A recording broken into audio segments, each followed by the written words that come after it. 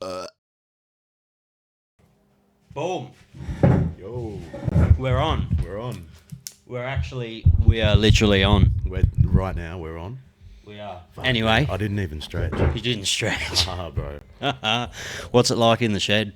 It's killer. Was it everything you imagined? It literally is, man. Like, haven't seen so many fucking episodes and that. I'm like, oh, one day. And now it's... If people go back to my first, 10 episodes, 15, 20 episodes, and they see how, I posted a thing the other day of my old thumbnails, and it makes me want to fucking off myself, hey? Yeah. But you're adaptable with it, man. Like, I've seen you do potties on fucking couches, all sorts of different settings. I've taken it all over now. I've taken it everywhere. I'm taking it to Vegas with me. I'm taking it to Melbourne, hopefully, if I do some shit with Hex. I take it everywhere with me. Yeah. Did you get much on that Sydney trip? I think it was Sydney or Perth last UFC. I fucking wasn't. I would not have filmed anything. I've bits and pieces I've gotten, man. It was such a good weekend. That was one of the boys that we went to Perth with to watch Volk. Yeah. They're the same boys. We're all going to Vegas together. It's going to be fucking... But I'm going to rein it in and try and get more... Because obviously I'm not going to be in America every second week. It'd be good to get some podcasts in with some MMA fighters. Yeah. You're going to Vegas for Worlds, yeah? We're going to Vegas for ADCC. Ah, sick. ADCC, Declan qualified. Of course, yeah. And so... weapon. Jonesy, me, Miles, all the M16 boys, we're all going to go up and hopefully fucking get some hangout time with Craig. That's the dream. Oh, dude, he's a wild man. Heard stories, man. Yeah. So, Caiden. Old mate Kato. Making his MMA debut. Yeah, coming out. MMA, is it an amateur fight? Yeah, just Ami. So this will be the first one. Like I said, I had sort of went 3-3s for the first time early last year. Yeah. Just at like a friend's club. And then Alan Hartley does the sparring day. So jumped on that and... Yeah. Shout out to Alan, legend. one of the nicer men in MMA. Yeah, and his gym, man, awesome. Like, great culture. Love the way he does things. That's not his first gym as well. He's had experience. He used to own a gym in Wyler. Yeah, that's it. Under the same name, I believe. Yeah, killer. He got me in for that one. I actually refed for the day, like on off with another fella on his last show. And that was killer. Like, so you do officiate? Yeah, you do officiating. Yeah, more so. Judging or. Yep. So I do it across predominantly Muay Thai. It's awesome in Adelaide at the moment. Amateur Thai scene's booming hard. Do you do it for knees? Haven't done as yet. I've been around like on the officials team for events, but haven't actually. Yeah, haven't judged or anything.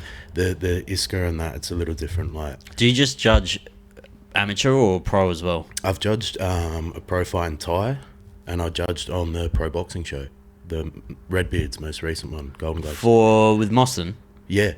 Connor Reed? I didn't do the main event. I did a couple of fights, but yeah, that was killer. That was like, to be involved in a pro boxing show at all. And like, shout out Redbeard, man. I mentioned I get quite a bit of my work in, especially MMA wise, at Matrix with the crew. And bro, like, what he's doing not only for boxing, but personally, I think, like, as an MMA coach, it's something special for sure. And the facility that Farouk's built down there, killer, bro. I get around a bit. Like, I'm blessed that my coach Dave, he lets me sort of do my thing. Which people are like, people who aren't familiar with MMA culture.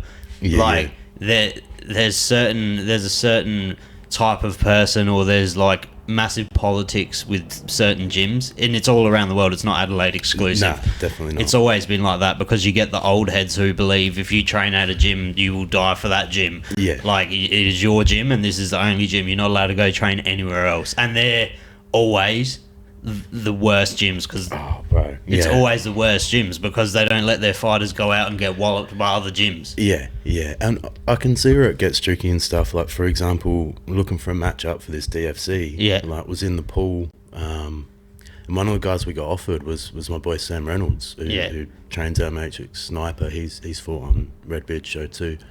It's like, fuck, you know. It's hard, but do you know what? Adelaide's Adelaide's a small place, bro. It's hard. You're gonna eventually have to.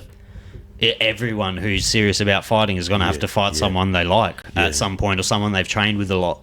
No, it's just how it is. Try and keep it obviously out of the same gym, but if you're cross training heaps with other gyms, you're always going to run into someone. Yeah, and I'm pretty blessed, man. Like, so I train full time basically under Dave DeConti at Westside. That's home for me. But like Matrix just around the corner, and good relationships with guys everywhere. Like, get more involved now with the Northside crew, boxing and jiu-jitsu. But like, it's just good, man. And I like to train with people that motivate and inspire me, you know. And for me, it's like I've got stacks of legends and that I train with day to day at the club. Also, the fact that we're a jiu-jitsu club and I'm fighting MMA, like I have to go around and bring that back, and you know. But yeah, I think there's a lot of good in cross training. Is that where you're most comfortable on the ground? It varies. I think just because I grabbed so much experience and shit as a white belt, like competed a lot, and I roll pretty heavy, man, with some solid dudes. So I find that I do all right on the ground. But whenever I've had, like, you know, whenever I'm sparring MMA, which is quite a lot these days, probably a little bit too much. So if I'm wobbly on it, that's why. But I get stuck a little bit in that, like, hey, let's stand and bang kind of thing. It's hard not to. It's hard to not fall into that trap, though. Yeah. And especially on, like, in your amateur days and shit, it's hard not to just for sure throw down. That scrap with I had at Allen's, like, credit to the dude, was, you know, nothing major by any means. It's sparring day kind of thing, but I probably should have just gone in there and put the grappling on straight away. But I got lost in that stand up and back and forth, and then when I gassed, I grappled. Oh, fuck. From memory, I think one of the boys from, I might butcher this. I don't know if this is correct or not. I'll make up a lot of facts on this podcast. Oh, that's right. But I'm pretty sure Crane from the gym fought on one of those CC. Is it CCMA? Yeah. Allen's, one of Allen's, like, events. Yeah, bro. It was fucking. It was a fight. It's like, obviously great fight, but like, but that's what these young kids need, because like, if you're a young kid and you're only fighting once, twice a year and you can't find matchups, like, you need those events where you're going and you're basically just scrapping. I think, like, what's happening in the amateur Muay Thai scene is brilliant, man, because there's so many shows. Carly's, Carly's is leveling up now, but like Paddy Brown from Gorilla, he's got Valley Muay Thai happening, got SA Muay Thai League, like, and these shows, it's not walkouts and frills and stuff. It's amateur shows, and it gives you the chance to build.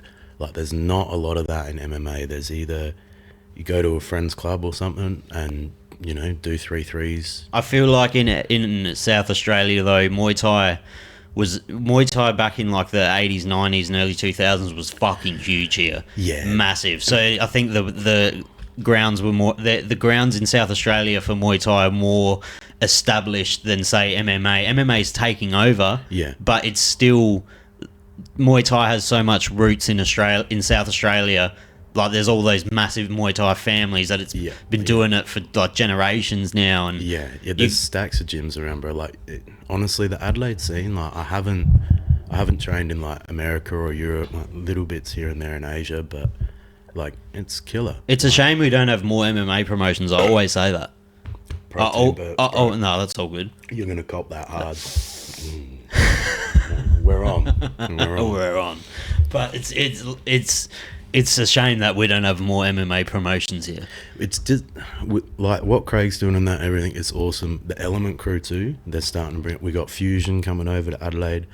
I think it's a shame we don't get things like Eternal and that anymore, though. Yeah, but I think what we really need in that space, because we got some good pros. We got some, like, man, there's some OGs that are, like, still kicking it. There's some new guys that are getting, like, well established.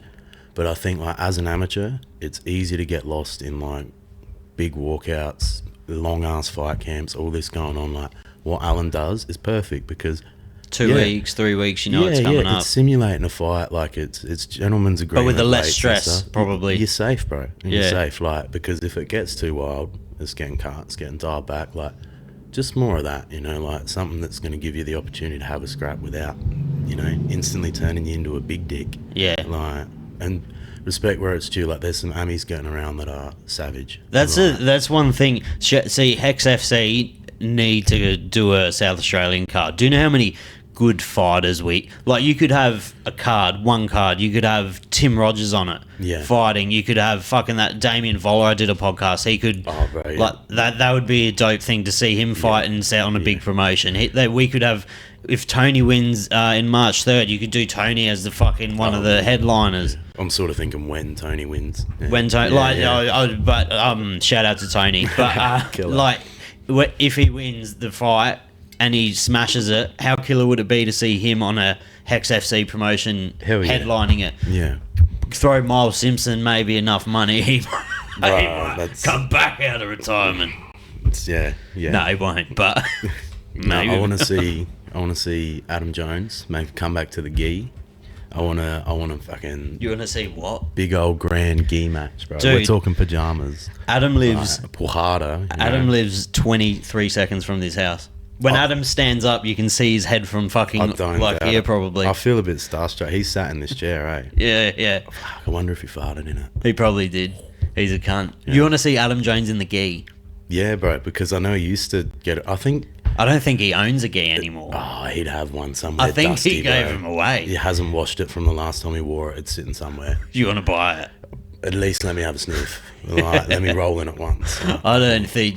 Do you still train in a gi? I love the gi, bro. Really? I'm not in you fight got camp. Little monkey hands? Oh, they're getting... No, they're not too bad. Not too bad, but, bro, I throw off the gi. Really? When it comes to my jiu-jitsu, I would rather learn it in the gi and figure it out in the no gi. Really? Oh, you dirty sickies. What? Yeah, and by the way, I'm not doing... He is in a fight camp at the moment, but he wanted me to smoke in front of him. That's it. It was some weird, little tick he has. Yeah, that's it. I've just started rubbing your leg with my foot under the table, bro. Yeah. But no, Adam. Gi. Yeah, gi. You prefer training in the gi. Yeah, I learn and learning shit. Yeah. But does it obviously translates over. 100%, but it is a different sport. I'm only a fucking blue belt. I rolled a lot, trained a lot, but still only a blue belt. I feel that once you get to purple belt, fair enough, you've done enough jits to sort of know your specialty, know where you're at. But it's not even the tradition thing in that, man. I just think there's so much learning to be done in the gi that you miss out on if you don't train it. There's also probably some sort of romanticism with it because you do get the belt colours and you are wearing the gi and it feels more traditional. And the coach that I've got at Westside, aside from Dave, because he coaches gi as well, but we've got this coach. His name here is Alex Smith. I feel like it's something a bit more Brazilian than that.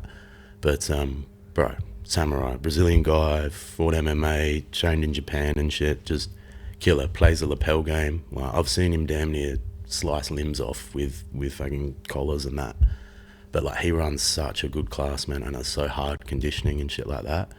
I'm not getting that in that kind of sweat with a gi on. I sweat like a motherfucker and I wear thick gis. By the time my training's, it's like wearing a weight vest, man. It's just something different with it, I did a gi session once. I don't do any jiu-jitsu, but I did a gi session once, and I've done a fair... I've done a really big handful of no-gi ones.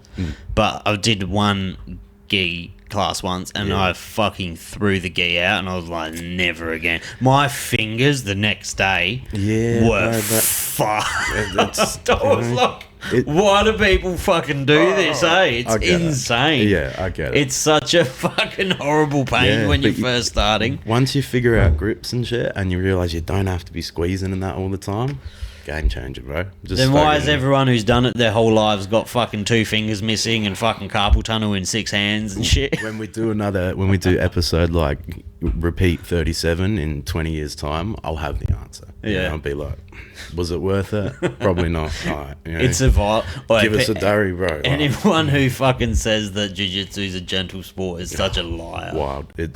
It can be smooth and fucking you can nice. Flow you can be flowing and just, but if I've seen way more injuries with jiu-jitsu than I have with people actually kicking themselves in the head. This, I'm not talking UFC, I'm talking in the gym or at local shows. I've not seen anywhere near as much damage being done. Yeah. Because your body's not meant to twist in two directions at the same time. I get it, bro. I'm always like banged up, and it's probably because I'm a bit of a spaz across all the disciplines I practice, but for the most part, it's like, fuck, jits injuries, man. Like, yeah, it comes up. You know, I reckon I probably cop it worse in hard rolls and shit than I do in MMA sparring. Do you have collies?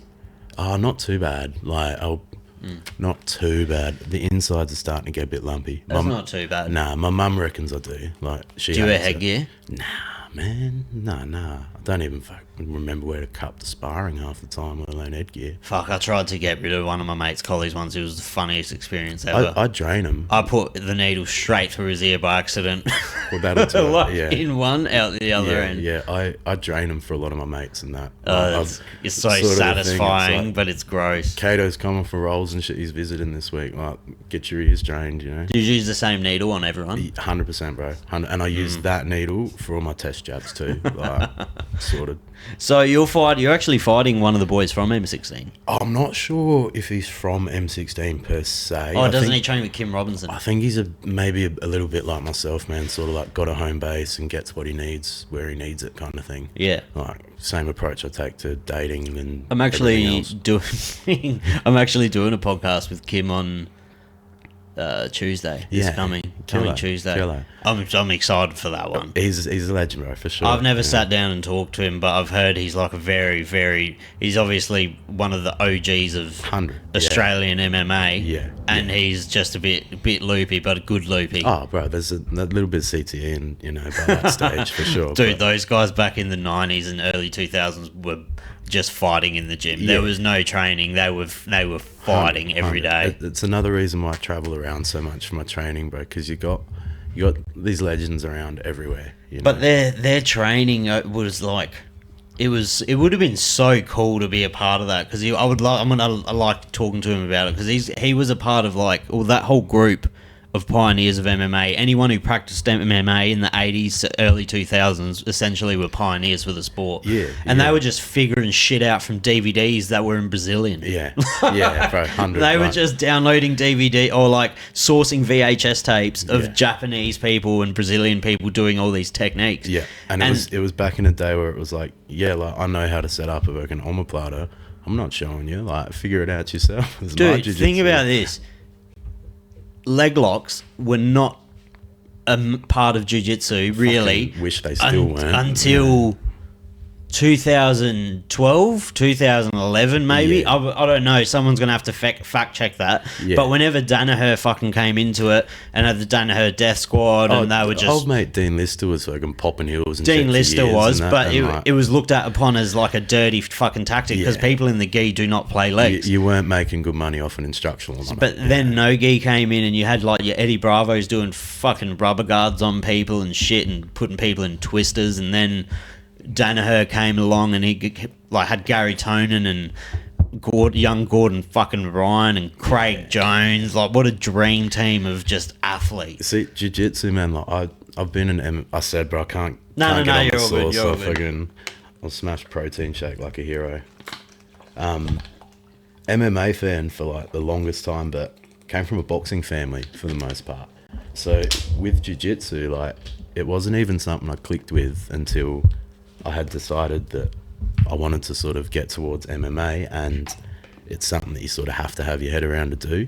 And it wasn't until I started doing it with Dave and the crew at Westside, and I competed and shit, it was hey, I fucking love jiu-jitsu. It's full of weirdos and that, different kind of sport for sure. But do you know what I was thinking the other day? What would be fun? What? If it will never ever happen. But if there was some sort of, just think Mortal Kombat tournament in Adelaide, but it was jiu-jitsu with all of the gym owners. Yeah, that would be you got fucking Miles or Adam, whichever one wanted to represent M16. Yeah. Then you got fucking Conway, and then you just all of them. Bro, Leo. Yeah. That'd be sick. Leo's a man on another level, bro. It'd be so good though, just because then no one can talk shit. Everyone knows who the top dog is. No one can talk shit. Yeah. But you'll never get all of them, all of the gym owners in Adelaide in the same room, because a lot of them fucking just don't like each other. Yeah, bro, and it runs deep. Like, I'm lucky, man. Like, a lot of the guys that train with us at Westside are from that OG SABJJ crew, which were like one of the first sort of MMA teams here and everything. Like, Dave fucking was on the board and that went in front of the sport panel to get it all approved and shit in Adelaide. Like, so it runs super deep. But fuck, man, some of the goss and the stories. It's hilarious shit that you come across. Because I get so many people on here from so many different gyms. Yeah. I get so many different. I'll hear the same story 4 times, but it happens 6 different ways. 100%. Yeah, like, never the same. This person said this, but this person said this. Yeah, but it's funny. But it's just how. But do you know why? It's because it's predominantly a man's sport, and like there's a lot of ego involved, and you're getting like the most testosterone filled alpha fucking men. Yeah. Like, it's just what happens. In some cases, literally testosterone filled. Yeah. Yeah. But fuck, man, the Adelaide scene is blessed, bro. Like, jiu-jitsu wise. There's a lot, and by the way, I'm not shit. There is a lot of cross training here. Yeah, 100. It's only like that's why everyone's got skin infections, bro. You know? Exactly. Like, yeah, it's good. Everyone's just switching flavors. I'm all for it, bro. I'm all for it. I'm gonna rub up on you before I go tonight. That's all right. Bring some of that stuff from down west. I fucking rocked up home and he was just here anyway, waiting. I misjudged it because the South is a fucking foreign land to me, bro. Really? So I don't get around it. I've a handful of girls in my life I've hung out with from down south. Not one has been good to me. There's what been areas? Dramas. Oh fuck! All around. See, I don't know. One was definitely Hallett Cove. That's not south. That's south. People say that. I used to live in Hallett Cove. What's your cutoff for south? Lonsdale. Yeah, that makes sense. As soon as but to me, because I lived in Hallett Cove, that's like on the border. But if you're in Hallett Cove, you're not in the south. Yeah. When I think south, I think Morphevale, Hackham. Christie's Beach, Christie Downs, Noarlunga, like that's south, but that's the dirty south. But I can remember Hackham being pretty full, but like, I'd spent time with a grandparent down there. If you go out the garage and you cross the road, that's Hackham. Is Adam in Hackham? Adam's in Morphevale. Ooh, just that way. Adam's in Morphevale. His legs are that long, he can probably just step into Hackham. When he like lays down in bed, he's in Hackham. His chest up's in Hackham and his cock down's in Morphevale. Bro, I remember, because I've been to M16 a handful of times to train. I remember one of the first times I went in there, and it's like, I rolled with the dude for 5 minutes. That would have been horrible. Oh, bro, like having an octopus on you. It was wrist locked about 8 times. Like, he put his balls on my head, and then towards the end of it, I was giving him a Dutch rudder. Like, I don't know how any of it happened. Like, right. He's a fucking hard dude. Apparently, he like never loses around in the gym. I've never seen him fucking lose a second. He's a freak. He's lost I think he's had some bad luck in competitions, but like in the gym, like just no one can touch him. Maybe he's more comfortable there, but like he's just.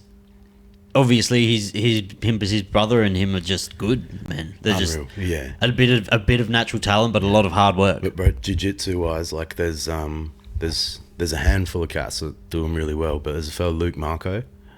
He's working. I was just seeing he's working with like Bullcat in his fight camp. Where does he train? He's under the Aruda crew, but there's like Leo coaches and stuff. But there's another guy that came up under Leo, Michael Heliotis, and like I don't see him compete much and stuff, but fucking he's like his mind and shit for jiu-jitsu on another level. Like the man obviously studies it and that, and he sort of looks after like a crew. And Luke trains with them. There's another fella, Rasmus. His name's like Rasmus Allgreen. He's a Swedish dude. He's just gotten back from like traveling around doing jits. He was at Vanguard and all these big gyms. Like, fuck, man, those 2 guys just unreal. Like, savages. I competed. Gi or no gi? No gi, strictly no gi. Like, but they're sort of in that spot. Like blue belts, both of them. But it's like, I think the reason why they haven't gone up is because they're not doing the gi, and as a result, you've just got these 2 guys that like I competed against Luke one of the last competitions, of the grappling industries, and like we trained together a fair bit. Like, get on pretty well. He's down at Northside a lot too. And fuck, bro, like it was terrifying. The guy's just a unit, and it was end of the day, so I watched him just murk everybody. I wonder why jiu-jitsu's seen such an uptick in talent, because there is a lot of blue belts and high-end blue belts and purple belts that would murder every single black belt from 20 years ago. Bro. Like, but in saying that, it's like that with every sport. But in jiu-jitsu, it feels like the level of talent in the last maybe 15 years has like 10 times.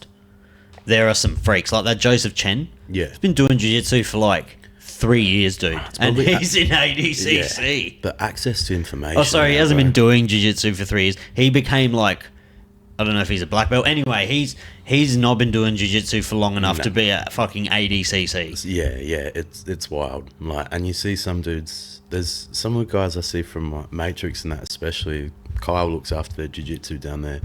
Bro, these dudes will train for 6 months. It's like you'll see him compete after 2, and it's like, yeah, sweet. And then you see him compete after 6, and Freaks. It's like, whoa, you Yeah. know? Do you know what? It's fucking like Craig Jones says, you need like a really good mix of natural talent and autism to be good at fucking jiu-jitsu. Right, yeah, there's plenty because of that getting around all Adelaide. the best people in the world, all the best at jiu-jitsu, Yeah. they definitely got some of that jitsism or something going on there. We've been blessed here with that River Torrent water, and I think it's tismed up a fair few heads. It's the jiu-jitsism. It's the jitsism. That's it, yeah. It's yeah. fucking real. It's real. Have a look at Mikey. Is it Mukashemi? Oh, dude. He's a special. He'd bash me, but fuck, man, like, I can't. I can't handle Danaher either, bro. Danaher starts talking for 30 he's seconds. a fucking turtle-ass looking motherfucker. Bro, if someone rocked up at my wedding in a rash guard and shit like that, I'm going, fucking. At least get wear out the of one here, that's dickhead. dressed like a suit. Yeah, 100%. You know? No, you know? he's obviously probably one of the most brilliant minds to grace jiu-jitsu. But the way he like carries on, he's like I think. Oh, I don't know. He apparently he's a certified genius in other fields as well. Yeah. But Wear a gi to just my put wedding, just mate. put a fucking shirt on. Yeah, 100, Yeah. 100, not much short, yeah.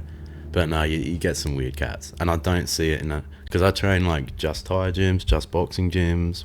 You don't go to like an MMA gym. You kind of Matrix is sort besides of there. Matrix, but you branch out to like specialized gyms. I bring it all back to Westside, bro, where I've got like my main guy working with me for striking for this fight is Pat Caruso, so one of the original like Northside crew and that weapon, bro. Shotokan black belt, so I sort of got that, and then I got Dave, who's OG on the game, like he's also my fucking Cairo and shit, like it's unreal. And then my bucket man Alex, my boy, like so I just got this team that it's like dudes that I admire that inspire the fuck out of me, and it's like it's not just like a rocking up and these are my coaches thing. It's like, you know, we're hanging out on the weekend, like I hang out with fucking, I'll go see Dave at his place, hang out with the fam and shit. Like it's just, there's a lot of love there, and it's not like a transactional thing or anything. So I just get what I get from everywhere else, bring it back, and then, yeah. I'd urge anyone who doesn't like go to MMA gyms or any kind of combat sports gym, at least send your children there when you have them, right. because it's such a good experience if you go to the right one. Yeah. Once you go to the right one and you meet the right people, there's not many outlets that you can for blokes. Like there's not many outlets for blokes like a gym, like a MMA gym, and for women too. But mostly for blokes. There's 100%. not a lot of places 100%. you can go Yeah.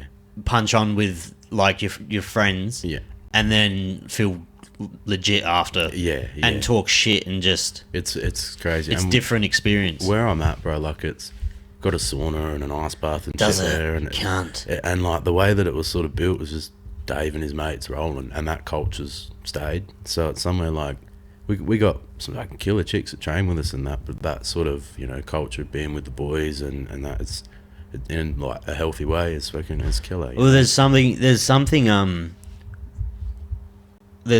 like in it, like when people say the boys, there's something about like hanging out with your boys, brother, and just talking shit. Like there's something to it that women just would never understand. I'm sure they have the same thing with their girls, but there's nothing like being with the boys. Yeah, no, bro, hitting pads with the boys is my fucking love language, eh? Yeah. I will drop.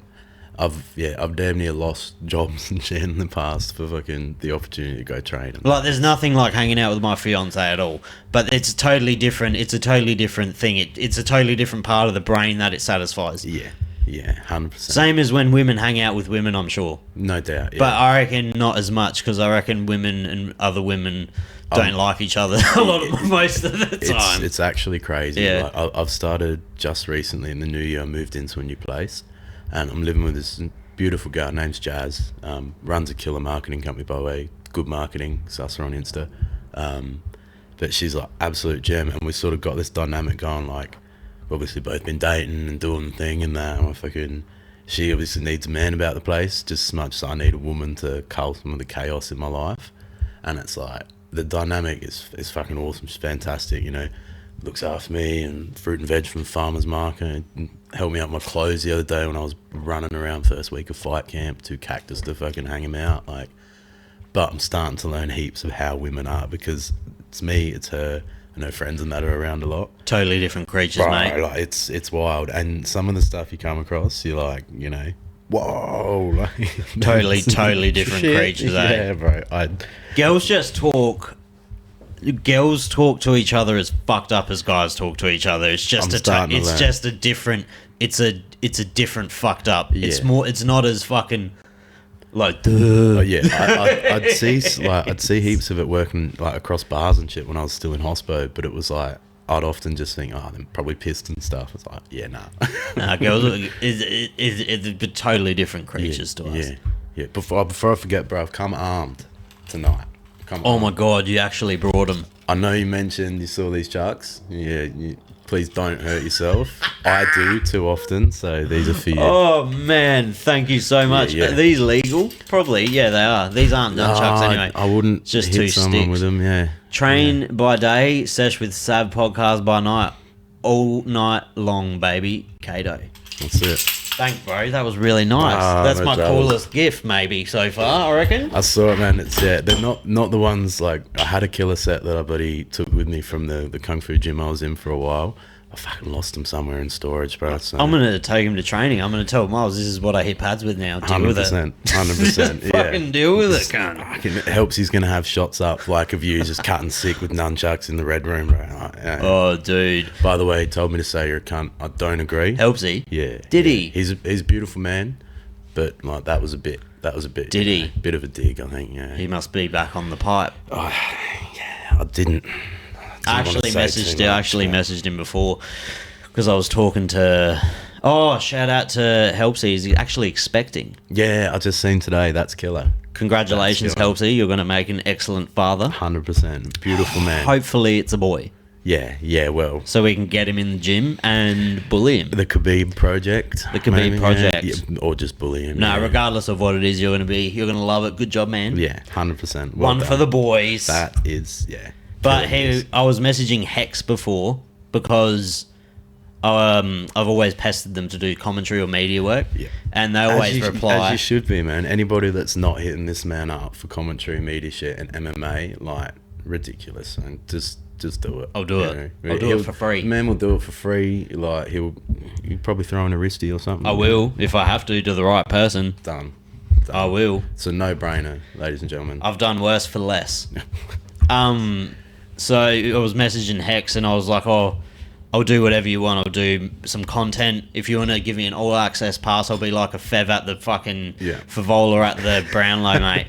I'll do whatever. But I want to do like a YouTube video of me going. They're going to give me access to the press conference. Maybe this is all in talk. I'm just talking shit. Hell yeah. Like this isn't set in stone. They haven't confirmed anything.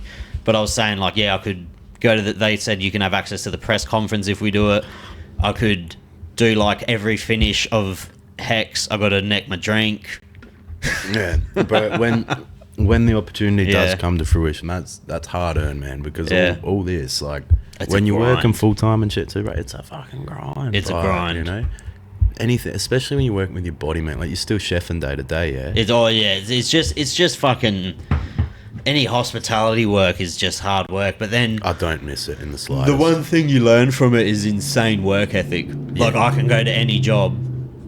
Man, I haven't had a sick day in fucking 12 years. Yeah, that's true. Like, I've not had one sick day in 12 years. I broke my ribs at training, all my ribs. I had 3 days off. Yeah. Like, maybe 6, 7, 8 years ago. And I had the mandatory fucking 4 days off, 5 days, whatever it was when I got COVID. Yeah. And that's it. Yeah, no, it's a grind, man. Like having been in it for a massive part of my life, and like family in it, mum's still in it. It's a different kettle of fish. Like, especially, like, I think for you, probably a bit more established. Like, you got your place and you're sort of doing your thing. But like by the time I got out, my last job full time was like, at the casino. Like, and that was walking in 6 at night, walking out 6 in the morning. See, those are fucked up hours. You won't catch me ever doing that. Depending on the crew you're with, like, you're pissed by 8 o'clock, you know, like trying to train. That's the other thing about hospo life. Like, when I was working in restaurant, like really fucking nice restaurants, and I was in the hospitality industry, like that was my circle. Yeah. You're getting fucked up so much. Bro, I was fucking gross for quite a lot of years, man. but it's the culture. Yeah, and I worked as a consultant and shit, and fucking got around all flash and stuff, and like, bro, like I remember, fuck man, like just that hospo culture and shit, and it's just way of life, you know. Like, and I would go out with. It's a young man's game. Yeah, mate. I'd have a fling with some crazy bird that I work with that ends in disaster, bounce jobs and back and forth, like. Bro, it's a young man's game. Yeah. Or like it's a young person's game. Yeah. For sure. It's not. And when you're deep in it like that, it's just not healthy, bro. You know? It's not sustainable. I still know people that I did my apprenticeship with and shit, and they're still fucking on Rundle Street 4 nights a week at the Austral or at fucking, you know what I mean? Or at the Exeter. Bro, I used to go, like, fucking, on a night out, it would be, I remember I had long hair, bro, down to my ass, like a mane, all curly and shit. And I'd wear a fucking wide brim, brown, fucking Byron Bay, Johnny Depp motherfucker kind of hat, like Rundle Street. And then inside the brim of the hat would be like little baggie of blow, little baggie of pills, like a random acid tab, like a scrunched up, curved around joint for the walk home. I was like, and that was just what it was, you know. You're like, fucking nah. Those were the days. Those were the days, but yeah. Like you said, I don't even have much memory of my life from 18 to 24, 25. Yeah. I couldn't pinpoint you stories. I have flashbacks every now and then, but it was that much of a fast blur to me. I'm the same. Bro. I've lost so much of my memory of like a massive chunk of my life because I used to get so fucked up. Yeah, bro. I started quite young too. Like, that's the thing. Like, by the time we moved from like Clare, like north into Gawler, and made friends and that there, I was 16. But I was out every fucking weekend and that, man, and getting on it and eating bickies. And for the longest time, I was like the, you know. So you're from Clare? Yeah, that's where I was born and raised. So on a farm? Nah, not quite. I lived on a couple of places that were pretty fucking farmy. But no, we were down there for ages. I was a shithead kid, bro, so I fucking was always getting in trouble with the coppers and that, and then we eventually moved, sort of, you know, left the town, moved to Gawler.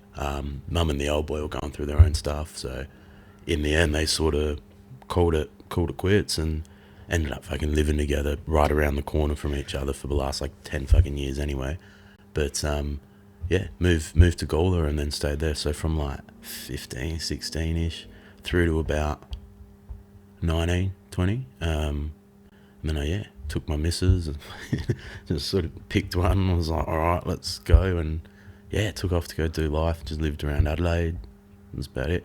Got sick of it, bailed over to Asia for a little bit, travelled sort of through Vietnam and stuff. I was going to go move there. So it was Vietnam the shit? Because it was, bro. I went solo. Because we're looking at Southeast Asia at the moment for November, but I can only have 2 weeks off. But apparently Vietnam, you need more than 2 weeks. Yeah. So we're thinking maybe Thailand, because I've never done Southeast Asia. I've been to Europe. I've been fucking everywhere. I did Vietnam for just over probably just shy of 3 months. Where did you live? I had like a distant relative that was based in Ho Chi Minh City, but I was by myself, man. I just grabbed a scooter and rode around the country. Is Ho Chi Minh the not shit, but is that like a... It's full on. It's full on? It's a massive clash of culture. You've got like anywhere where you've got forced development, when people that are still living a pretty old school way of life. Yeah, and just general industrialism and that, man. Like, it's always interesting. They got absolutely rorted by the French as well, I think. Yeah, the influence is everywhere, especially there's a Burmese. You look at Burmese, it's a fucking baguette. Yeah. Everyone, the French probably been useless for a while, but everyone forgets they did get around at one stage, you know.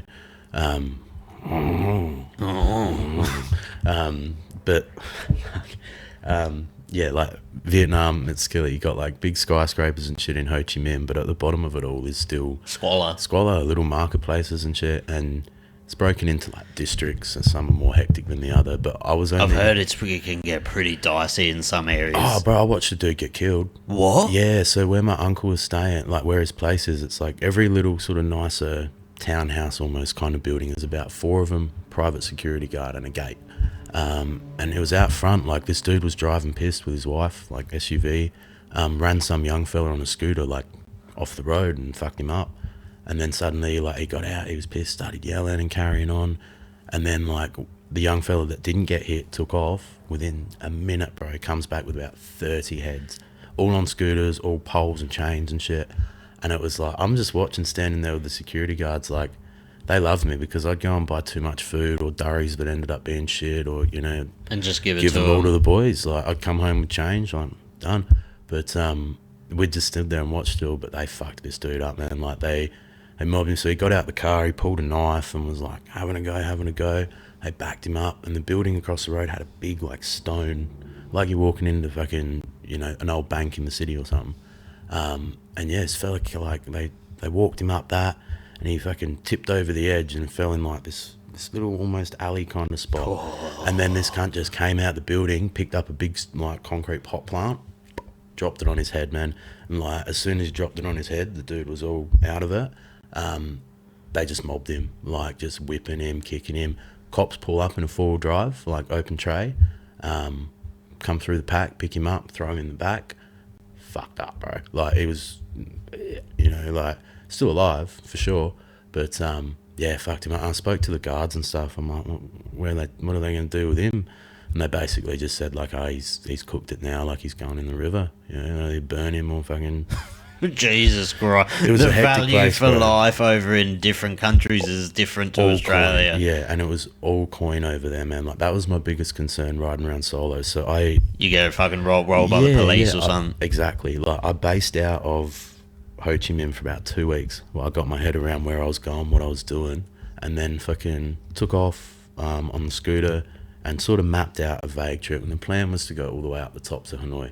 But all the while I'm doing this, like, that missus I told you about that I took from Gola had just started to get serious before I left. I thought she was going to come over, live with me, do life over there. Young man, in love and shit. She was gorgeous. Like, anyway. The one that got away. Oh, no. There's the great white buffalo.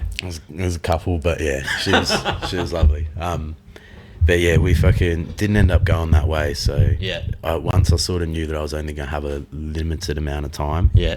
I rode up to the middle of the country, so I got to see the coast, up through the jungles and shit.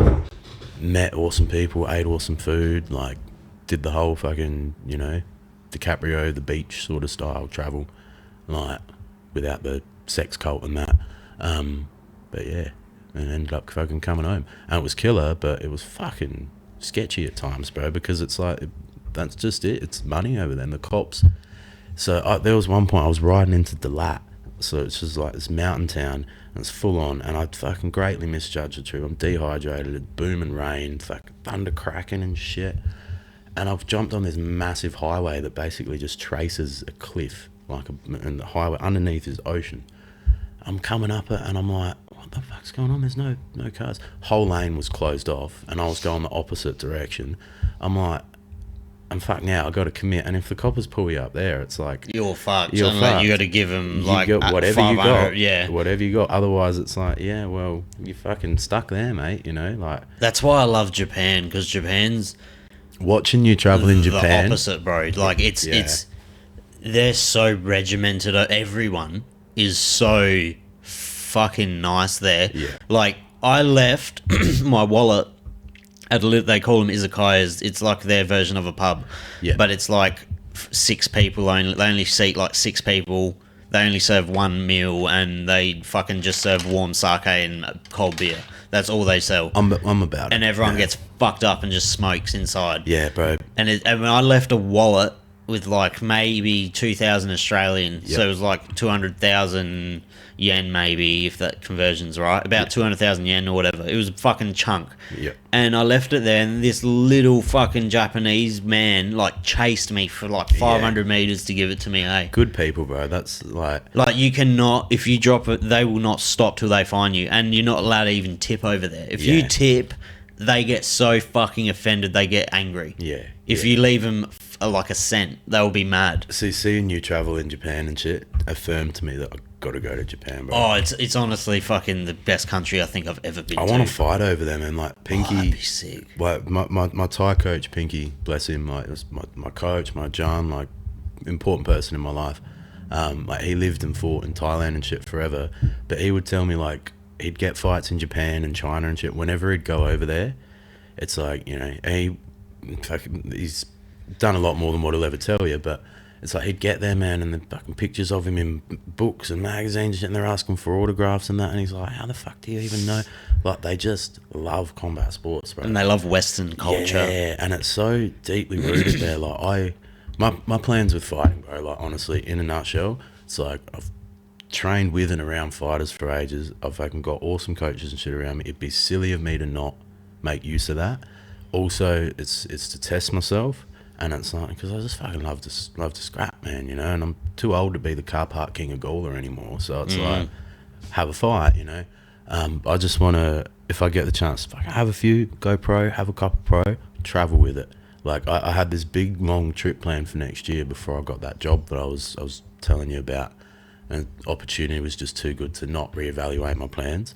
But, like, just to be able to fucking, you know, maybe go pro at home and then head over, have a fight in Japan, have a couple in Thailand, you know, and fucking just travel a little bit with it, sort of get enough of a reputation or experience behind me to just be a good coach, bro. Come home, start my gym, and fucking, I just want one day have a team of boys.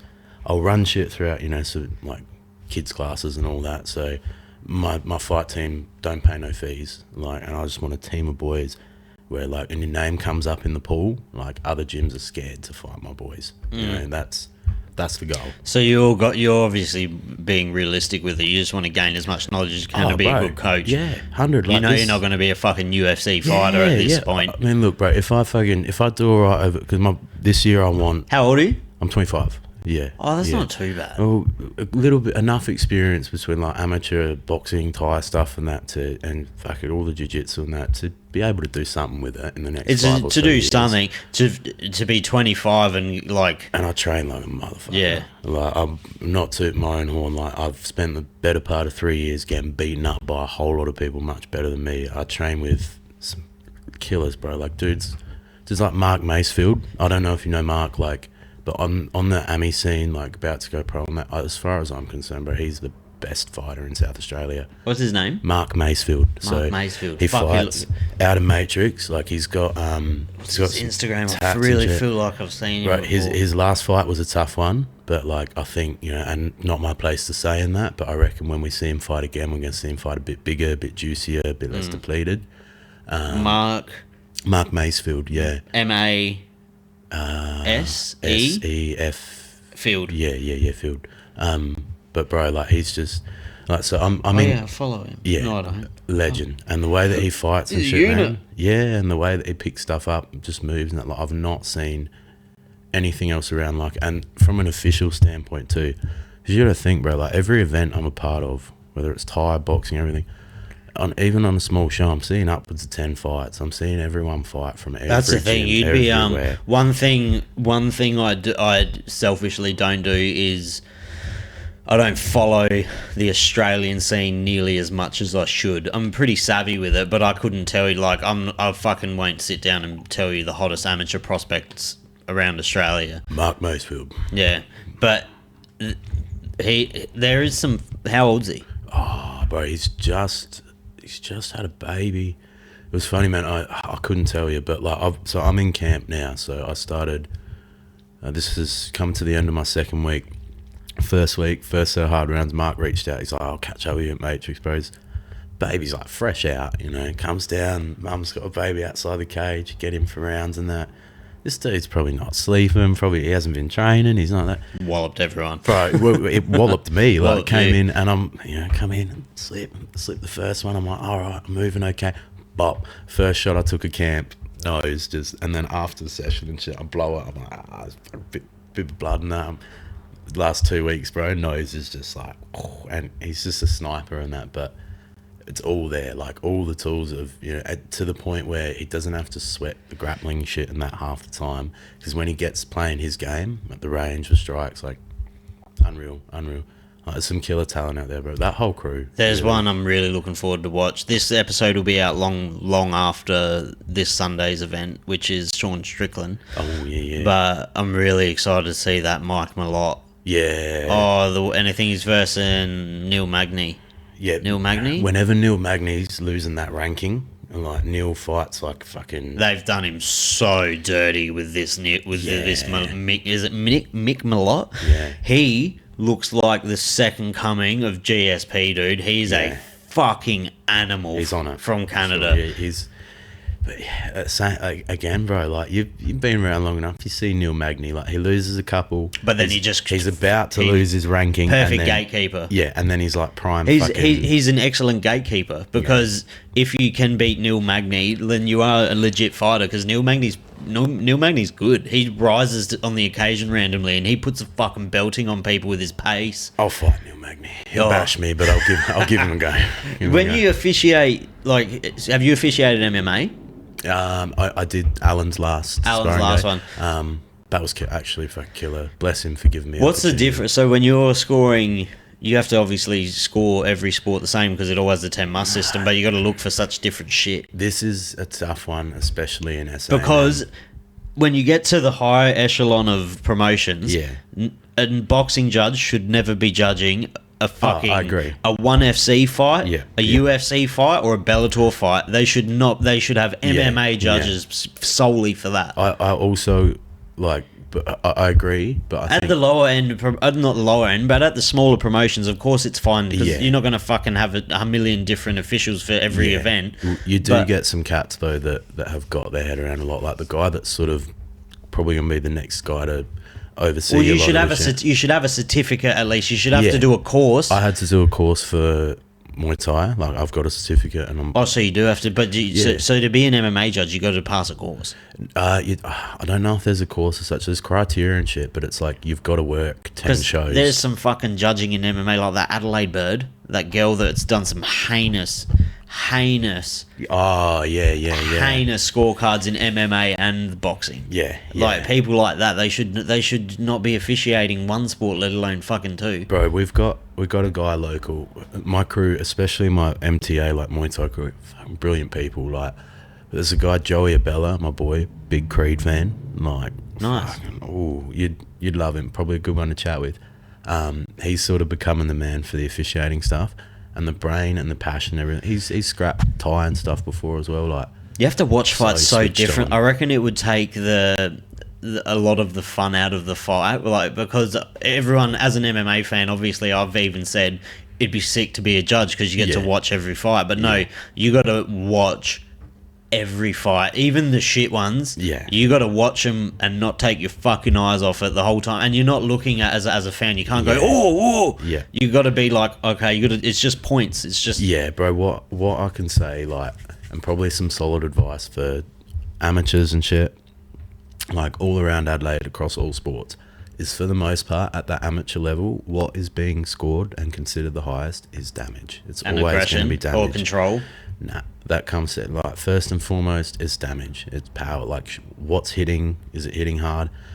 The issue I have with damage is, like, it's such a matter of interpretation. Because I've watched fights where I'm underneath the punch on, like, it's coming on me, and I can see, like, the dude over the other side's probably seeing blue corner get pieced up. I can see that blue corner's not actually copping any of these shots. Like, damage is, there's just so many variables. I don't think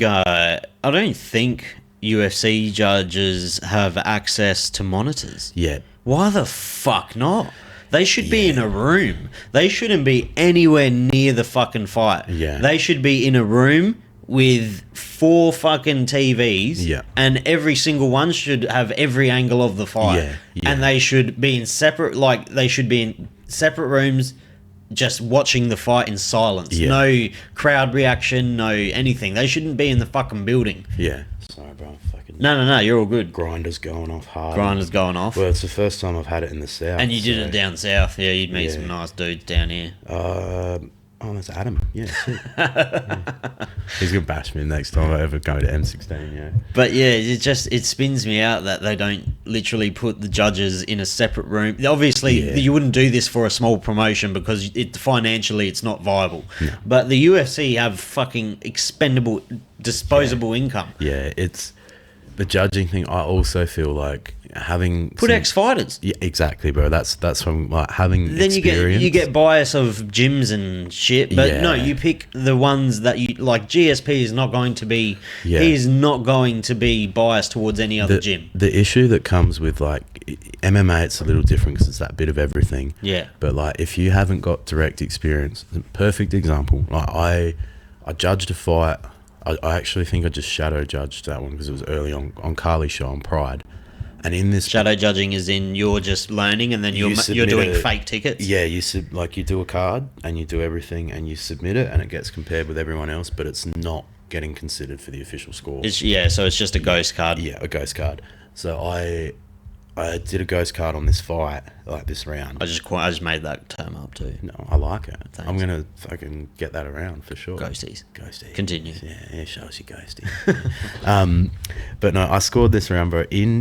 In Muay Thai, like if you're looking at it as the Thais do. So no, but is it true that you scored rounds differently? For Muay Thai. 100%. So is Bro, the, you is can the get your third, ass the whooped. third round the most important? Not always. Like you can Second. say if you've got a 5-round fight, bro. You Yes. can get your ass whooped for 4 rounds. Put on enough of a show in the 5th, you win that fight. I see. So they almost judge it on who finishes the fight hardest. In a lot of instances, Which that's why it's so important. realistically, that's how you should score a fight. And that's why it's so important as an amateur too, bro. Like win exchanges. That's another thing. And return. Yeah, Like return. If they throw a leg kick, throw fucking one straight back. You want to be the first one to hit. Yeah. You're not always going to be, but be the last because that's what I'm Yeah. seeing. The last thing in my mind before you separate. It's very similar to amateur boxing. Yeah, I score the same. Amateur boxing is based on, like you said, Yeah. it's who punches the most punches in the head. Because I'm fucking such a fan of all combat sports, man, and I train across all of them, I do look a little deeper. Like, I look for who's controlling the ring. What's so important you to should, me, though. bro, is how is a fighter listening to their corner? Like, I see Pinky's guys, and it's like the guys that just fucking listen. You know, and fair enough, you get to a level, you start putting your own spin on it. But it's like, I see some corners, and it's like, they're pumping the advice and shit out there, and I'll get it in a couple of months when I'm in there myself. But it's fucking... It's important to me to see that you're not just like other shit too, like how gassed you're looking, like how you're carrying yourself, how you're moving around the ring, like takedowns. A lot of judges are going to see it and say, like, if you hit a takedown on somebody, all right, maybe you consolidate it, you scramble, you back up again. It's like you didn't do anything with the takedown. Mate, let me fucking double leg you on your back through the air, like with my chest coming down, and tell me that didn't count for something. You know, whether the dude got back up or not. Like, there's just so many, not to say that that's the criteria I go and judge my fights on. You just think about these things. That's all the shit I look for. And then when it comes down to me, like judges' decisions, draws and stuff like that, like, bro, I'm not going to People don't hand out 10-8s enough either. This round, before I fucking forget, so it was... The ghost round. The ghosty, yeah. It was solid. Like, red corner was landing a lot of punches. Yeah. Blue corner was putting it on them in the clinch whenever they got in. And blue corner would also, it would be like, their coach would call, like, you know, right kick, bang, right kick every time. And it was landing. So, Thai sort of ways, generally, kicks score better than punches. Other thing too, like the clinch. So, in these clinch exchanges, there was, in that round, blue corner got on red corner's back. I might be getting the blues and reds mixed up, but you get it. Got on his back twice out of the clinch. Now, in Thailand, and if you train in a solid gym, it's like, if we're clinching and it's active and I scoot out and get on your back and knee you in the back or just give a little jiggle there, like, you're my girlfriend now, you know, like, I just won that fight, you know. And he got on the back twice, and to me at that stage it's like, that's a 10-8 round for me if we're scoring tie ways, because it's like, may as well knock him down, you know. But I can't really score the fight like that because it doesn't line up with the guidelines and shit. I get a bit funny when promotions set their own little bits and pieces with it, but you're going to get that everywhere. But like general rule set, especially amateurs, it's power. I reckon you should be able to fucking knee a downed opponent. Yeah. Not kick, but I reckon you should be able to knee the fuck out of a downed opponent. I can knee to the body in my fight of a downed opponent.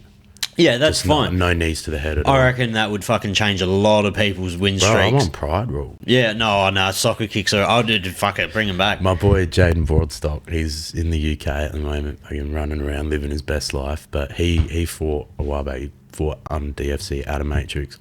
Weapon of a dude. Like, if it wasn't for him, wouldn't be on this path I'm on now. Fucking, I miss you every day, you handsome fuck.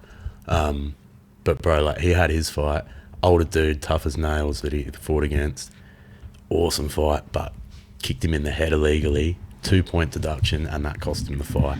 Yeah. It's like, bro. That's like I seen Aljo the other day complaining about people butt scooting on fucking jiu-jitsu. Yeah, but mate, you got fucking knocked by Peter Yarn and just backpacked. Aljo was saying how if this was a real fight, I would have killed him. Yeah. But yeah, guess what? You're in as close to a real fight as you can get, and you got a knee to the head, and you fucking cried, and then you won the title. Yeah. Like, so don't be like that. Yeah. So for me, bro, like this trip that I had planned before I changed it, and I will do it eventually because I told this plan to Alan Hartley, and he's like, if you do that, you're the most impressive person I know. And I thought to myself, Alan probably knows a lot of impressive people, so I'm going to make this happen. But it was going to be piss off, cheeky little Hong Kong 5-dayer into Thailand till my first visa runs out, many scraps as I can, beat up some tuk-tuk drivers, train with some legends, shuffling through. I was going to walk up through like Burma and shit, make my way up to Nepal, get as close as I could to Everest. It costs about 50 grand to even get to the fucking base camp. Really? Bro, you're looking at over 100k if you want to climb the thing. Are you fucking joking? And you're probably going to die on the way down. But I figure closest town, Kathmandu. If I just go to Kathmandu, I'm a charismatic dude. Hang out at the local pub, sinking pints for a couple of days. You might get a There'll discount. be some old fucker in there that's going, I know I can get you up that mountain, you know, like, bro. Be the first person to shadow box on the top of Mount Everest. 100%, bro. That's the way I travel, you know. But then it was going to, chill there for a little while and then up to New Delhi. I found this wrestling school up there. Bro, Kushti wrestling, the way that they train, everyone's going on B team and shit and doing that, brother. I'm going to the temple in India where you're wrestling in fucking sand and mud. Like Declan went and coached in India for like a year. Yeah, he would have seen Kushti over there for sure. I believe Declan went over for a year. Bro, training like swinging big maces around and shit like that, and you see the boys that do it. Fuck it. You don't often think of fucking street food though. Yeah, but I'd give it a red hot go. No, you wouldn't. No, bro, I can't do it. I can't with these Indians, man. Man, I grew up very culinary. It's all this sparring, man. No, it's I've that. banked like 20 rounds. I'm on. I don't know about you, but my like TikTok and my Instagram reels all got those Indian street food vendors. And some of them are fucking wild. Yeah, you see some hectic shit. But they're just a strange. It would be interesting to see how they live over there because they're a strange culture. Like who the fuck are they always on the phone to, man? Yeah, it's sometimes they're always on the phone. Yeah, the job that got me out of hospital was SA Health. I worked in the fucking COVID public info department, right? And yeah, every time we would have a Indian staff, they'd be doing like 6 jobs at once. Yeah, bro. but like talking here, headpiece on. It's so weird. Here, like, oh, bro. And one of my mates messaged me this the other day because respect the grind. Though. It just baffled me, and I was like, He's like, who the fuck are they always on the phone to? And I was like, I don't know. And then he's like. and they take like 5 minutes to reply. Yeah, it's wild, man. They'll Wild. say something, and then they'll be silent for 3 minutes, and then they'll bro. say something. Yeah. It's such a fucking strange thing. But that would be cool. Yeah. And then from India, where would you go? I'd probably head back home. By that point, it would have been around Christmas time. I got like. Do you do it cheap? Can you make it work? I do it pretty scungy for the most. But like I said, I'm by myself now. Like Vietnam, I would pay for places when I need, and when I was fucked, because riding a fucking Honda scooter, bro, I'm in gullies of snakes and fucking all this shit. Like, sometimes you'd be cactus, you just want to stay somewhere nice and, drink some Captain Morgans and that, which I did a little bit of, but for the most part, I'd just meet people. Dude, you should go to Japan. Yeah, I will, 100%. Or I've been even looking at China. China looks sick. Yeah, China. Like, China's got some dope cities. Yeah. And you just don't know about them because they don't fuck with the West at all. They don't want you to go there. Yeah. Like, but some of the places look like not even from this world. Have you seen that city? What is it? I can't even pronounce it. It starts with a C. Yeah. It's like one of the most futuristic cities in the world. Oh, They got trains running through buildings. Yeah. And they got like, you'll be in this shopping mall in this massive terrace and there'll be roads everywhere, but you'll be on the 74th floor and shit. Yeah. It's wild. Give me a look at that durry, you fuck. Let me hold it. You want to hold it? I'll just hold it. You want to hold it? Yeah. Does that make you feel good? No, why did I think that was a good idea? No, it's not. I'll take it back. I'm not. Yeah, I'm being real This good is this good. camp, bro. We're not fucking spiders. This is good discipline for you. That's Channel it, your bro. inner David Goggins. I'm like David Goggins. Who's going to carry the smokes? Who's going to carry the smokes? Yeah. Who's going to carry the smokes? I'm not a Paddy Pimblett fan by any means, but when he had that line for Goggins, where he's like, "Who's gonna carry the box? It's not fucking him, is it?" That sent me, man. He's talking about Tony. It's not fucking him. Wild. That's another one. I'd give Tony a go. He'd still smash me, but I'd give him a big killer. That fight just really upset me. Bro, I love Tony Ferguson. So do I. But then they need to cut him. But then he'll just go somewhere else. Yeah. He'll go to bare knuckle and fight Mike Perry. Yeah. Oh, that's a good scrap though. Mike Perry will fuck him up though. They got to do it real soon though, because anything after like this year, and it's just a bit. Dude, they should do a deal with BKFC and get Mike Perry on UFC 300. They talks. He made a phone call to old mate Hunter Campbell or whatever on a podcast. Dude, get him on. Yeah. Who would they let him? They should have let him fight Jim Miller. That would have been a dope send off. That would have been sick. Yeah. Fucking. There's so many fighters, man. Like there's definitely a changing, passing of the guard happening. This year is going to be the bigger. I was saying this in the MMA group chat I'm in. This year will be the biggest year for all of our favourite fighters retiring or on the decline. Yeah. And I reckon you're going to first see it with. I reckon Max Holloway is going to get folded by Gaethje. Oh yeah, I can see that. I reckon this is going to be the fight he gets knocked out. Max gets hit, bro. But I reckon this is the fight he's going to get knocked out. He's got a wife now. He makes probably just as much money on his social media accounts, like his Twitch and his YouTube channel. Yeah. Like, I don't know if he's still one of the best in the world, so I could be wrong. I just think Gaethje is a horrible matchup for him. Oh, 100%, bro. When they announced that, I'm like, fuck, man, there's so many... They're doing him a bit dirty, I feel. Yeah, there's so many better... Gaethje ends careers, bro. Like... Oh, he ended Tony's. Yeah, and fucking... And Max's resume is probably one of the most insane resumes you'll ever see in combat sports history. Yeah. I'll bring it up. Oh, it's right wild. now. Bro, my GOAT, like, he's still, like, closest to my heart, man. Still my favourite fighter to watch.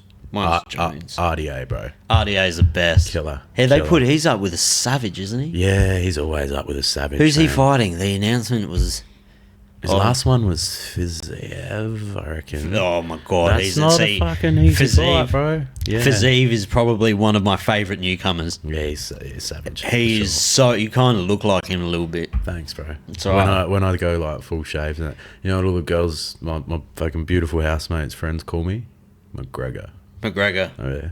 I'm like, you know what? I'll take it. I don't see it, but... I don't see it at all. I wish I could fight I'm like going him. to be honest with you. I think it's just because they know that I train, and it's that instant association. This is fucking wild. All right, so Max Holloway's resume, first up, was a loss against Dustin Poirier. Was that his first fight in the UFC? Yeah, apparently. Fucking welcome. And then Pat Schilling, Justin Lawrence, Leonardo Garcia. Then he lost to Dennis Bermudez. Dennis was fucking... He was a used to go killer. alright, bro. Then he Yeah. lost to Conor McGregor. When Conor McGregor tore his ACL mid-fight and still won the fight. That's how fucking good Conor used to be. Yeah, bro. And Boxing then... fucked that, man. It did. And then he won against Will Chop. I don't even know what that is. He beat Andre Feely when Andre Feely was fucking good. Andre Feely still goes He's alright. still good, but he's not on the top 5 level anymore. Not anymore. Then Clav Collard, Akira Khorasani, I don't know who that is, Cole Miller, Cub Swanson, win. Charles Oliveira, win. Jeremy Stevens when he was good, that he beat Oliveira. win. Ricardo Lamas when he was a fucking Ricardo murderer, Lamas was a bet murderer, him. yeah. Anthony Pettis, Jose Aldo, Brian Ortega, lost to Dustin Poirier again, but that's when he went up. That He Ortega fight was sick. beat the shit out of Frankie Edgar. Volkanovski. Then he put on that absolute masterclass with Calvin Kattar. Yeah. I'm the best boxer in the UFC. That was sick. Yair Rodriguez, Volk, he lost again. Arnold, he bet Arnold Allen. I forgot about that. I totally forgot about that fight too. Arnold Allen's a fucking murderer. Yeah, bro. Yeah. And then he beat, in one of the greatest walkouts of all time, he retired Zombie. I loved Korean Zombie, man. He was one of my favourite fighters, eh? That will always be the greatest Every walkout time of I all hit time. a twister, it's just like, it's for Zombie, for sure. But that was that's quite the record. Oh, yeah. But I still reckon, like I said before, this year we're going to see a massive decline in, I feel, not decline, but we're going to see a massive changing of the guard in lightweight and middleweight, I feel. 100, yeah. Because all of our favourite fighters are going to retire. Yeah. John Jones is done this year. Yeah. Forever. Yeah. He's like, this is his last fight. Yeah. You ever never see him fight again. Yeah. Might fight in boxing maybe, get That's a bag. wild. But Who's the one that... Poirier, surely he's not far off fucking decline or retirement. I reckon Poirier's going to hang on that little too long, to be honest, bro. But he's like fighters like that, and Conor might fight for the last time this year, and Yeah. Islam I don't reckon is going to have a long career. I can't see him fucking sticking around too I don't long think he's either. going to have... Charles Oliveira he can't have too many wars left in him. Like, it's just all going to change. 100, yeah. It's all sort of... You got your O'Malley's and shit's reigns about to begin. Yeah, different times. Who's the fighter that fucking made you a fan? Oh, my first fight was when... The first fight I seen was when... Oh, what was it? It's hard, eh? So many. There's so many. It blends So together. many. Yeah. Rashad Evans knocked out. Was it Chuck Liddell? Yeah. Knocked him out. That was the first cut. Is that right? I'm fucking fairly damn certain that, yeah. I'm pretty sure it was that card. Anderson Silva might have been headlining. I'm not sure. But that was the first fight I watched, and I was like, okay, this is the greatest sport in the world. Yeah. And then I was pretty balls deep into it, but then as soon as Conor bet Max Holloway, I just caught that wave at the perfect time. Yeah. And that's when I like that whole era, just not because of Conor, but that whole era of MMA where you had Jones and DC fucking beefing, and it was a fucking great time to be a fan, It was bro. just, and I remember. Oh, you remember dude. the rivalry, Namajunas and Joanna? oh, That dude, was fucking sick. they were like sick. Yeah. And then you had Ronda that was GSP came back and choked the fuck out of Bisping. oh my Bisping pissed god, himself in that fight, eh? did he? Yeah, you can see. Yeah. Did he? Yeah, bro. You Really? can see, like, as he's got the choke coming on, GSP and you just see that little... He's probably holding it. And Bro, I've never been knocked out, right? But I got fucking dog shot in a pub one night. Like, a dude had my mate bailed up, ready to go, with a shot coming from fucking Tasmania. And, like, I've walked out with a pint in each hand, pushed the door open with my foot. I'm like, what's going on here? And the shot just diverted him, hit me. I fell for a second. Didn't go out, but my body shut down. I shat myself. This is my last ever, like, street fight as such, bro. I had to end up fucking wailing on this dude and all his mates and that, and car park and shit, with shit in my jocks. And I'm like, it's a thing. It's a thing. And that's why I'm like, oh, fuck, you know, is this what it is? So, like, getting knocked out and that? Like, That girl shit herself in the octagon. Who shit herself? Was she's an Aussie girl. Yeah. I can't remember her name. There was another one too a little while back, but yeah, how rough, eh? Oh, that's a bad way to go. Yeah, man. I mean, look, you sometimes poo yourself. Like, it's a part of life. Like, but fuck, man, to be punched and that's your response, like, I'm glad I didn't go out because it would have been a bloody getting a kicking scenario. Yeah. But fuck, man, it wasn't like police rolling up with my shirt ripped off and poo in my jocks. They're like, what's going on here? We need the report. I'm like, can I fucking go home and wash my ass first? Like, I'll come see you tomorrow. Like, yeah, after that, I'm like, I'm going to start training properly and fight. Who's your GOAT? Bro, it's hard because it changes. Who's your favourite? My favourite is probably RDA, to be honest. But of all time? Yeah, I would say so. But the guy that, like the fighter that got me into MMA, is like I was a boxing fan all while growing up, and then I started watching Thai kickboxing and stuff. I found like Badahari was the guy, and then when I moved to MMA, it was pretty well all because I saw Bully Beatdown with Mayhem Miller, and I saw that, and I'm like, oh, this dude's fucking killer. And then followed Mayhem Miller, which led me to discover all about MMA scene in Japan and all that, and like, bro, I'll never forget. Like, I mean, he had some cracker fights. Like, fuck it, I think he's cooked it a little bit now. Like, CTE and life happens to the best of us. But yeah, like seeing him fight, fucking with Sakuraba and shit like that. That was what did it for me and made me go like, yeah, I'd love to learn how to scrap like that. It's days of our lives for white straight males, dude. Yeah, it's the best. Yeah, it's just it's the best sport in the world. Yeah.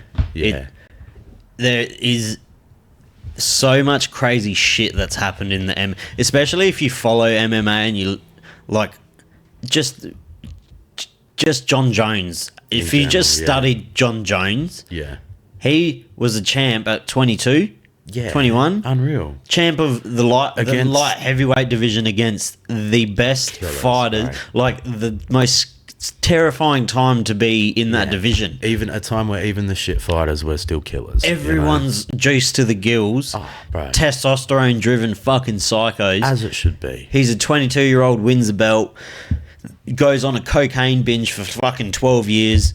Yeah. Runs over a fucking pregnant woman, like hiding under fucking cages so USADA, like for 12 hours so USADA can't test him and it's wild, shit. Bro. Wild. Like just and he is 100% my GOAT. Yeah. Yoel Romero's up there too. Yeah, I fucking used to love watching Yoel. The way that he fights, bro. Like if I can, he might be 65. No one knows. No one knows, bro. But there's a certain amount of sauce that goes with it. He made in a Cuban lab. Like, oh, dude, the genetics on that motherfucker is insane. Yeah, solid. It's fucking, and just his story and shit as well, bro. Like how he fled Cuba and travelled and shit. Oh, bro, that knee. Who did he knee in the fucking head? Was it Wiseman? Had a few KOs, bro, that were from knee. There was one where fucked up. There was one where he like turned around so quick and just exploded into it. I'm pretty sure it was Weidman. The Weidman one was probably. And that was the one that ruined Weidman's career. Maybe I don't know if the Bisping knockout kind of but he knocked out Rockhold, didn't he? Bisping. Yeah, Bisping. Put it on Rockhold in the second fight. Yeah. Oh my god, that was a short replacement. Yeah, that was such a good one because I fucking hated Rockhold. No, I'm not. That was on the same card as fights. Was that on the same card as McGregor and Aldo, or Rousey and Holm? It was on a big card. It was on it was a big show. I'm fairly sure that was on the same card as Conor and Aldo. Yeah, I'd say so for sure. It was around that time anyway. Yeah. Nah, Aldo's another one that's up there, man. Like, fucking UFC 200 felt like it was yesterday with that stupid yellow ring, and now we're going to get UFC 300 in fucking 3 weeks. I want the yellow ring back, bro. I want it fucking black. Yeah, black is pretty sick. Black. I'd say. Yeah, for sure. Black would be dope. Yeah. I'm interested to see how big the cage is going to be at DFC, because I've been around it and seen it, but it's deceiving because I feel as though it's... What is it? There's a 24 foot and like a 34, or is it 35 and 25? Or 14 and 25? I don't know. I'm used to training in a pretty Small. fucking small space. Like I'm either on a wall, or if I'm in a cage, it's small, and like I get. In the I ring imagine heaps, theirs so will be pretty big. I would say so. Yeah, interesting. The UFC fucking cages, the big one they use, because sometimes they use the smaller one, but the big one's big. Yeah, I liked when they were running out of the Apex, man. Or I always will say COVID MMA was fucking sick. Glad I was a fan for it, you know. COVID MMA was so it would Unreal, obviously shit for the fighters because of Yeah, the circumstances, but the sounds, like just the sound, you could hear the corners. Yeah, Like unreal. it was wild because we never experienced MMA without fans, Yeah. and you could hear the corners and like you could hear the cracks, and it just felt like Mortal Kombat shit, dude. Oh, bro, it was wild. Yeah. Yeah, fucking killer. Now I'm just getting flash. So this is one of the reasons why Kevin Lee and Tony Ferguson. Yeah, No, yeah. Kevin Lee and Charles Oliveira. Yeah. When that's when that was the nail in the coffin for Kevin Lee. Yeah. But he was so hit and miss, man. You remember he fucked up Gregor Gillespie? Oh my god, with that head kick. Yeah. Oh, man. It's just I don't know whether to tear up or bar up when I it's- think of that kick. yeah, dude. That was I fucking love Gregor hasn't really fought much since then, eh? Nah, man. He got knocked out again. I can't even remember him fighting after that fight, to be honest. Fought like a year ago, I reckon. He got so hyped, though, man. It was like, He's good. He's fucking fantastic, but you put enough like pressure behind, the best of them, and it's gonna fucking. Kevin Lee's just the little train that couldn't, eh? He's just fucking. It frustrates me. Whenever he had staff, brilliant. Kevin Lee, you watch back his Kevin with fights, staff. and you'll see, man, like his best performances are when he's got staff. Oh, dude, If he just had staff for every fight camp, went out of his way to His get it. attitude is just on par with Bobby Green's for me. I can't stand it. Oh yeah, I can't go. Can't if stand Kevin Lee him. did every fight camp in Adelaide and got that staff, that torrent staff, sorted. I He'd never lose. got rough stuff in my beard and on my head once.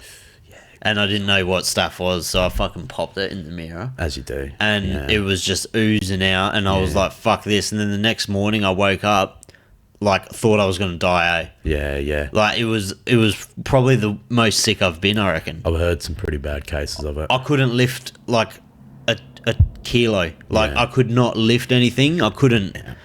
I was sweating. It was fucked. Yeah, on Staphylococcus, man. Staphylococcus. Creeps up. So, the date of your fight is March 3rd. Yeah, bro, it's the 3rd of March. Got a few mates fighting on that card so far. It's going to be a killer card. It's going to be probably the best MMA card in South Australia for a long time. The fact that, because I've been pushing Dave, like, Dave's a fucking busy man. Like, he's running the Jits Club, full-time work and all the rest. Like, I've been pushing him the MMA direction. I remember he was commentating for one of the shows they did at the Oval, the Sports Fest, and I was fucking singing beers and walking behind him like, oh, fight that guy, like, let's run it, I'm probably pointing to like fucking Joe Brown, who would just punch my head off, but I'm like, hey, let's go. And it sort of started there, built, then it nearly sort of came to that it was going to happen late last year, but I think it was very much a case of like I wasn't in a good spot, man. Like I fucking like busy as with work and shit, stressed as, and family stuff, all the rest. My mental health was poo, like. So I'm glad it didn't, because I think it was going to be a case of my coach sort of being like, oh, all right, I'll let you do it. Whereas now it's like everything's lined up perfect for me, man. Like with the way that I've built my team, the way I'm training, like I'm fucking keen, fucking really, really keen to just get some cage time, Like I get heaps of questions and shit, friends, because obviously I get around a bit and the official stuff are like, fucking killer fight and that. It's like, well, I'm only human. I'm fucking not going to, say that I'm going to come in and put on some stellar performance, however it goes. Like, could go in there, get hit once and shit myself again. Like, it's happened before. But hopefully you put on a good fight at least for the crowd. I feel like if I can just put on a good show for my city and my people, like, and just fucking test myself, bro. That's the thing. I mean, don't get me wrong. Like, I'm confident that I've got everything I need to fucking put on. My boy Toddy, he trains down at Armour. His son, like Brody Fiddick, I think he's just started an Instagram for his fight and shit. Fight in Thai, he does jiu-jitsu, and he'll go to MMA eventually, I'm sure. Little weapon, bro. Kids like this big, got a mullet that long, and just Proper. Yeah, and you walk into Gorilla where he trains, and you'll hear from down the fucking street, bro, like the kid just belts it, like everything he does. But I was chatting to those boys at Pinky's the other day. He's like, "Oh, so what's your game plan in that, bro?" I'm like, "Fucking no, man. Honestly, like, I just come out there. I'm like, jab, jab, fucking whoop, whoop, whoop, oosh, you fucking dog. Job done. Sick. Like, that'll be awesome, you know." But I mean, the way my last scrap went, like I said, I love to throw hands, bro. Like, I love scrap, I love to kick, I love to be in it. And I did that for 2 rounds. Got a bit gaseous, and then when I needed to take it down and get it done, I was able to do so. So I feel like, yeah, I'm looking all right. And the guy that I'm fighting, like, full respect and love to him. It hasn't been like fucking, they haven't published photos and stuff yet, but bro, we're amateurs. Like, it ain't no thing. I'm fighting Harry Bennett, you know, weapon, you know, good rangy, long fighter. He's big boys. Yeah. I've given up a couple of fights experience. Like, he's had a few more than me. I've seen him fight live. He's got some footage and stuff out, and it's killer. You know, I would hate to just come in, because there's some fucking spuds around, bro. And that's not even talking myself up. Like, you got some spuds around, and you got some coaches that are over eager to get people going when they're probably not ready. And like, you see a lot, like, if you're training just MMA from the get-go, from the beginning of your martial arts journey, I don't really, you know, the way I see it, it's like, if all that starts slipping away when you're under heat, like, you got nothing to fall back on. You know, it's not like you're a specialist. Yeah, you know, it's not like you're a solid jits guy, and when you fucking nothing else is working for you, you got good jiu-jitsu or good boxing, or vice versa, like, etc. But it's like, yeah, you definitely have to lean into one discipline more than the rest, because you want to be obviously extremely rounded, but you do want that thing, like you said, to fall back on, that you is your money maker. Yeah. Like, I'm on fucking wobbly legs, I'm about to get knocked out, I need to grab his legs and take this cunt to the ground. 100%. Like, because it's those moments when you're dazed and you don't know your name or where you are, that's when you're going to go to autopilot. Exactly. And it's like, yeah, however it goes, man. Like I said, I'm putting on a show, but yeah, he's dude I'm fighting, killer. So I don't want to, I wouldn't want to just come in and fucking fight some, for lack of a better word. If you want to get bashed, you want it to be a good one. Yeah, you want it to be good. Even if I cop a hiding, like, honestly, you went there. You still did it. I'm a solid unit. I don't see myself getting put away and finished. Like, if I just get the chance to, you know, put some razzle dazzle on him, do some cool shit, throw some fucking sand, like, I'm stoked, man. I just want my cage time. You know? Well, I look forward to watching it. I will be there. Yes. Thank you for coming on. Thank you, It's brother. been a pleasure. We'll do it again. Yeah, well, I couldn't get on it this time. You might have to be a fight companion guest one day. I would love to. We'll do a fight night. Yeah, even though I don't get on the sauce that much anymore, like, I reckon we could put away 37 beers or so. Easily. Yeah, easily. Easy. So Thanks for coming on, brother. Thanks, Adelaide. Love y'all.